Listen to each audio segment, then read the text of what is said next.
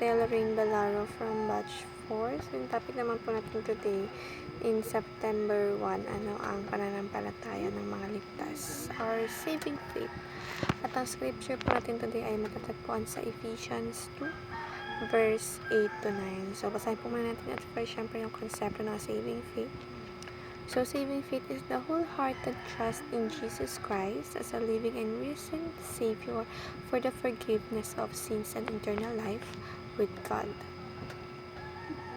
It is more than agreement with facts about Jesus. It is personal reliance upon Him, resting in His finished work on the cross and His resurrection.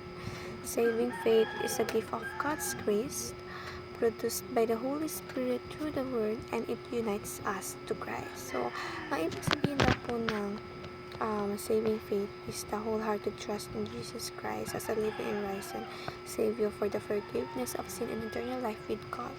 So, dito po nagpapakita kung gaano ba talaga ka-strong yung faith natin when it comes to glorifying God, worshiping God, and of course the trust that we have in Him itself.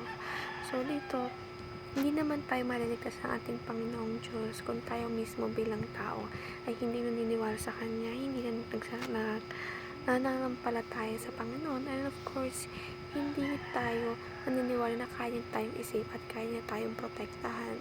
So for us to be able to have a more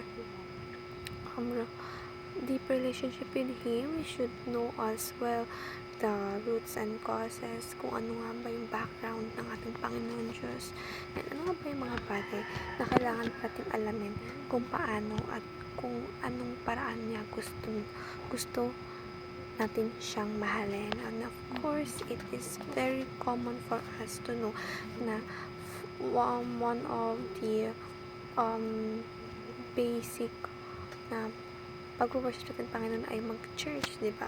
Pero usually, we just tend to attend churches, but we are not actually appreciating all the God's works and also yung mga pinipreach sa harapan dahil nga hindi natin naiintindihan. So, syempre, as a believers, we should dig deeper and tayo mismo yung umalam kung anong naging proseso, ano nga ba yung mga bagay na hindi pa natin nalalaman sa ating Panginoon, nang sa ganun ay mas magkaroon tayo ng kaalaman at mas magkaroon tayo ng knowledge sa Kanya.